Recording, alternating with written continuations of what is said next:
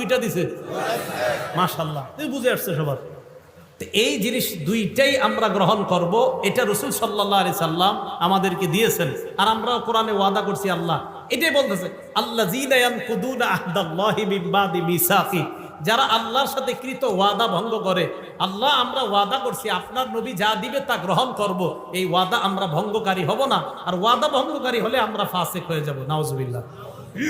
কি কথা মনে থাকবে? এবার পরের অংশে যাই। আল্লাযীনা ইয়ানকুদুনা আহদাল্লাহি মিন বাদি মিসাকি, পরের অংশটা শুরু করলে কেউ উঠেন না, আল্লাহর হস্তে উঠবেন না, কারণ পরের অংশটা এমন একটা বিষয়, এটা শুনলে অনেকে উঠা যায়। উঠেন না কিন্তু, হ্যাঁ। ওয়ায়াকতাউনা মা আমারাল্লাহু বিহি আন ইউসালা, আল্লাহ যা জোড়া লাগাইতে আদেশ করে তারা তা ছিন্ন করে। ফাসিকদের দ্বিতীয় পরিচয় দিচ্ছে আল্লাহ, আল্লাহ যা জোড়া লাগাইতে বলে তারা সেটা ছিন্ন করে। আল্লাহ জোড়া লাগাইতে